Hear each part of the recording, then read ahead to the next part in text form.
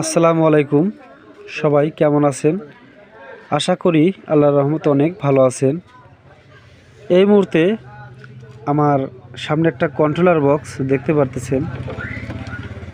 এটা হলো একটা ওয়াটার ড্যামেজ কন্ট্রোলার বক্স, অর্থাৎ কন্ট্রোলার বক্সের একটা সাইডের, অর্থাৎ এই গাড়িটা দিয়ে মাছ টানা হয়, সেই ক্ষেত্রে এই পাশের যে ঢাকনাটা থাকে সেই ঢাকনাটা পচে গেছে, বিদায় খুলে ফেলে দিছে।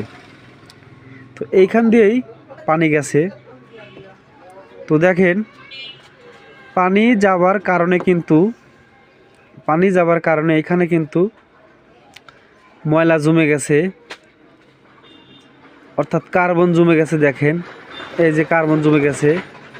তো এই কন্ট্রোলার বক্সটি যদি আমি, অর্থাৎ শর্ট হয়ে গেছে, তার মানে মসফেট নষ্ট হয়ে গেছে, মোটরটা জাম হয়ে গেছে, কিন্তু মোটরটা জাম হয়ে গেছে।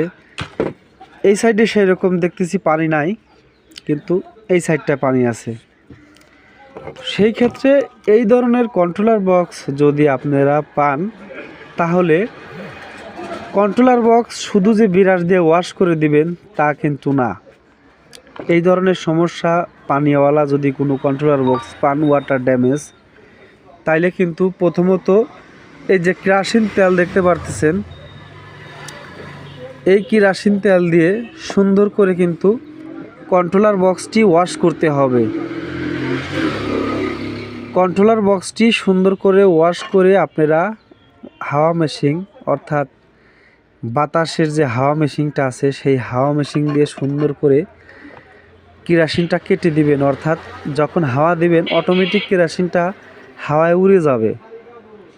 ময়লা পরিষ্কার হওয়ার পরে আপনারা সুন্দর করে যেই সাইটের মসফেটটা, অর্থাৎ এই কন্ট্রোলার বক্সের আমি জানি এই সাইটের মসফেটটাই শর্ট হয়ে গেছে,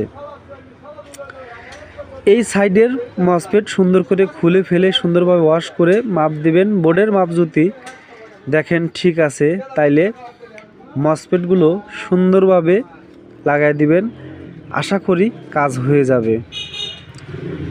আবার কোনো ক্ষেত্রে যদি মসফেটের এই যে ভিতরে যদি হালকা পুরা হয়, ব্লেড দিয়ে সুন্দর করে কেটে পরিষ্কার করে দিবেন। যদি ব্লেড দিয়ে কেটে পরিষ্কার করে না দেন, সেই ক্ষেত্রে কিন্তু মসফেট আবারও শর্ট হয়ে যাবে। তো আসলেও এইভাবে কিন্তু কাজগুলো করতে হবে। তো সবাই ভালো থাকেন। আসসালামু আলাইকুম।